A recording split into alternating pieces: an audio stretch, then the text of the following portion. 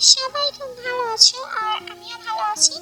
তো আজকে আমি তোমাদের জন্য কলকাতা লাভ স্টোরি পার্ট 28 নিয়ে চলে আসলাম। আশা করি তোমাদের ভালো লাগবে। ভালো লাগলে লাইক কমেন্ট শেয়ার আর অবভিয়াসলি সাবস্ক্রাইব তো করবেই। আরেক জাঙ্কুকের সাথে কথা শেষ করে সেখান থেকে চলে যায়, কিন্তু জাঙ্কুক সেখানেই বসেছিল। হ্যাঁ তো বলে দিলাম, কিন্তু আমি বিয়ে করবো কি করে? আমি তো চিনকে বিয়ে করতে চাই না, কোনো দিন না। জিন, আমি জানি তুমি এখানেই আছো, এই শহরে। প্লিজ জিন, আমার কাছে ফিরে এসো। তুমি ছাড়া এই বিয়ে আর কেউ আটকাতে পারবে না জিন, প্লিজ ফিরে এসো।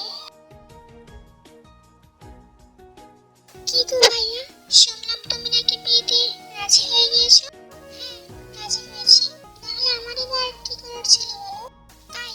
তাহলে তুমি ভুলে গেলে যে তুমি আমার বোনকে ভালোবাসতে?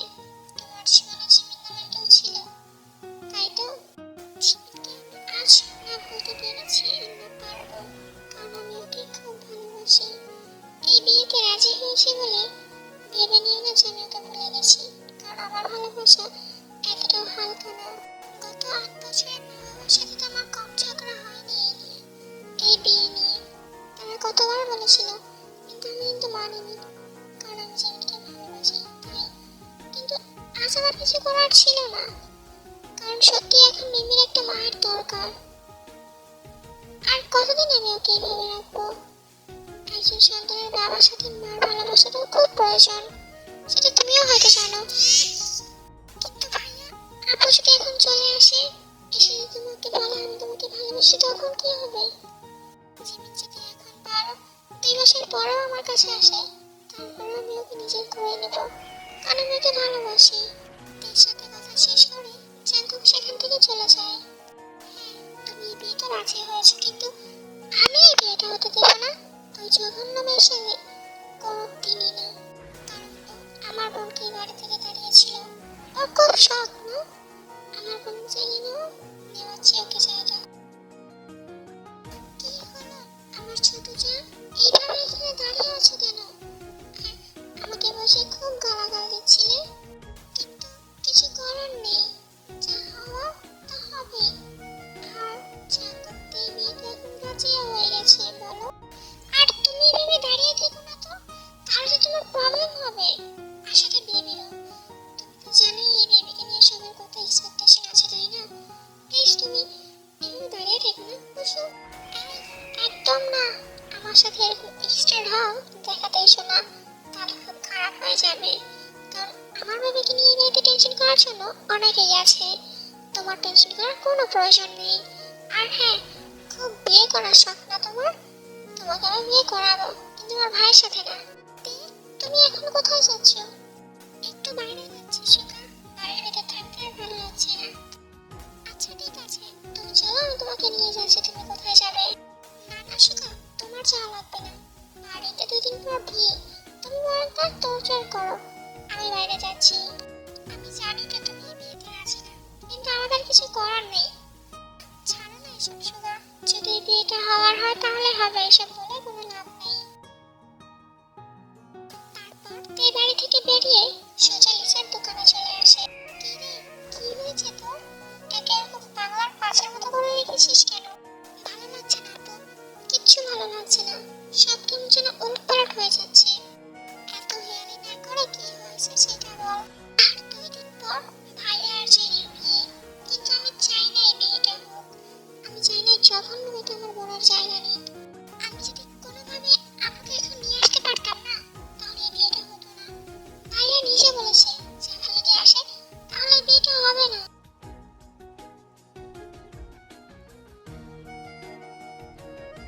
ওই তো মা বোধহয় চলে এসেছে, তুমি একটু বসো, আমি এক্ষুনি দরজা খুলে আসছি। তারপর কুকি যে দরজা খুলে দেয়। জিমিন বাড়ির ভেতরে এসে যা দেখে তা দেখার জন্য কোনোদিনই প্রস্তুত ছিল না।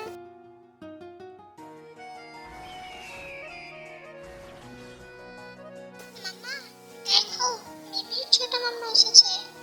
হ্যাঁ, দেখেছি। তুই এখানে কেন তে? হ্যাঁ, কেন? আমাকে দেখার জন্য প্রস্তুত ছিলি না বুঝি?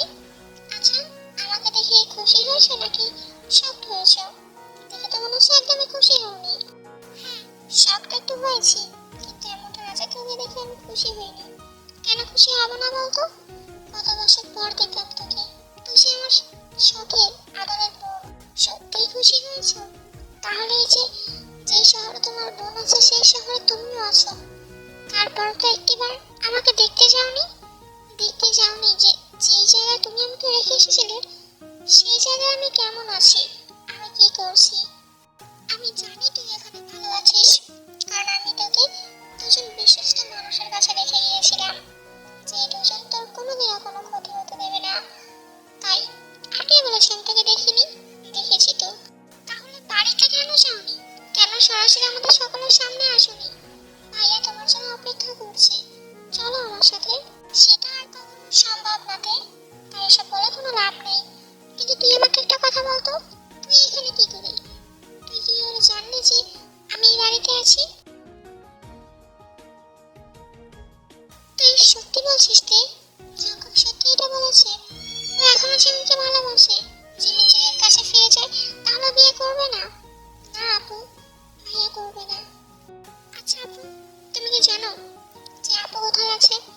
জানলে প্লিজ বলো না আমাকে, আমি আপুকে নিয়ে যাব ভাইয়ার কাছে, প্লিজ বলো না। হ্যাঁ আমি জানি ও কোথায় আছে, আমি তোকে অ্যাড্রেস দিয়ে দিচ্ছি, তুই চলে যা।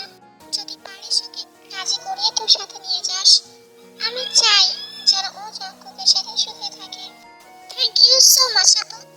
এবার আমি ওই জেনিকে বোঝাবো যে বিয়ে কত প্রকার আর কি কি। খুব বিয়ে করতে এসেছিল, বিয়ে এবার করিয়ে ছাড়বো ওকে আমি।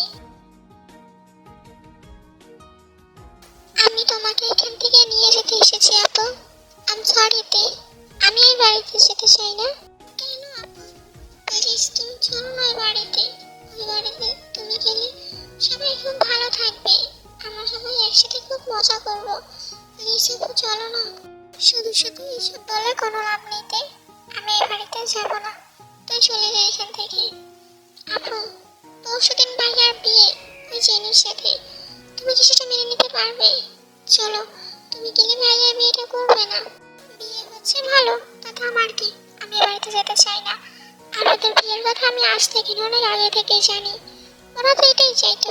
তো অবভিয়াসলি ওরা খুশি আছে। বেশ, তুমি যাবে না তো আপু? ঠিক আছে, যেও না, আমিও চলে যাচ্ছি এখান থেকে।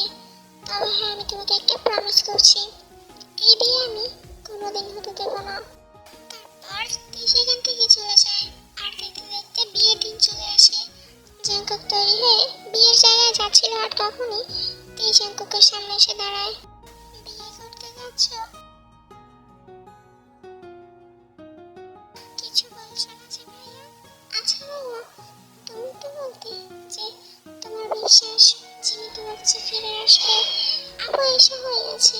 তাহলে এই বিশ্বাস আমার আজও আছে, কিন্তু জানি না জিমিন কোনোদিন আমার কাছে ফিরে আসবে কিনা। আপু ফিরতে না চাইলে তুমি আপুকে জোর করে ফিরিয়ে আনো নিজের কাছে, কিন্তু তারপরে এই বিয়েটা করো না ভাইয়া। কিন্তু আমি কি করে তাকে ফিরিয়ে আনবো? আমি তো জানি না সে কোথায়। এর কথা শেষ হতে না হতে জাঙ্কুক তাড়াহুড়ো করে নিচে চলে আসে। গাড়ির চাবি নিয়ে বাইরে বের হতে যাবে, ঠিক তখনই জিনি এসে জাঙ্কুকের হাত ধরে। মা হাতটা ছাড়ো আমার, নয়তো দেরি হয়ে যাচ্ছে। হ্যাঁ দেরি তো হচ্ছে, কিন্তু বিয়েতে। আর তুই এখন বিয়ে রেখে কোথায় যাচ্ছিস? মা আমার দেরি হয়ে যাচ্ছে, ছাড়ো আমাকে। আর এই বিয়েটা হবে না। বিয়ে হবে না মানে কি জাঙ্কুক? ফুপিও কি বলছে? জিনিও জাঙ্কুককে ছাড়ো, যেতে দাও ওকে। কিন্তু বিয়েটা? জাঙ্কুক বলছে তো এই বিয়েটা হবে না, কানে কথা যাচ্ছে না তোমার? জাঙ্কুক তুই যা। তারপর জাঙ্কুক সেখান থেকে চলে যায়। কোথায় যেতে দিলে তুমি ওকে? আমার ছেলে বাড়ির লক্ষ্মীকে আনতে গেছে। তে কি হয়েছে, তুমি এত ঘামাচ্ছ কেন? তেমন কিছু না সুগা, আসলে পেটটা একটু ব্যথা করছে। ব্যথা করছে মানে তোমাকে কি হসপিটালে নিয়ে যাবো? চলো তুমি। আরে না, কিছু হলেই হসপিটালে নিয়ে যাবো, একদম বেশি পাগলামি করবে না। তেমন কিছুই না, বেবি ডেলিভারির টাইম হয়ে এসেছে, তাই এরকম হচ্ছে। তুমি না বড় হচ্ছ আর ধীরে ধীরে ডাইনি হচ্ছ। বলো তো কেন বললাম? কারণ আগে তুমি আমার উপর কোনো কথা বলতে না, যেটা বলতাম সেটা শুনতে, আর এখন আমার উপর তুমি 10টা কথা বলে দাও। আচ্ছা ওদের ঝগড়া বরং ওরা করতে থাকুক, আমরা দেখে আসি জাঙ্কুক কোথায় গেল। জাঙ্কুক খুব তাড়াহুড়ো করে একটা দোকানের সামনে যায়, আর যে দেখে একটা মেয়ে দোকানটা অফ করছিল। জিমি, জাঙ্কুক,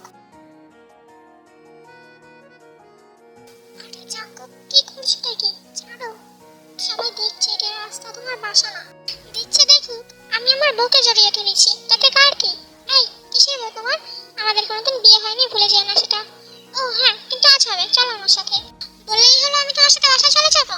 জাঙ্কুক, আমি যাবো না তোমার সাথে। রাস্তা ছাড়ো, আমাকে বাসায় যেতে হবে। কিন্তু কুকি তো আমাদের বাসায়। জিমিন, তুমি চলো না প্লিজ, আমরা খুব ভালো থাকবো। তুমি সেদিন আমাকে ছেড়ে কেন চলে গিয়েছিলে? কি দোষ ছিল আমার? তুমি জানো না তোমার কি দোষ ছিল? সিরিয়াসলি?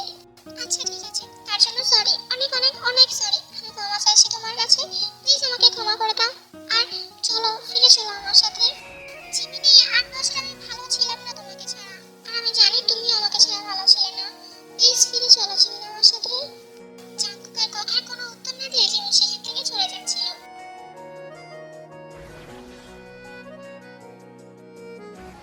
কি হলো? Jimin, Jimin, Jimin help me, please বাঁচাও।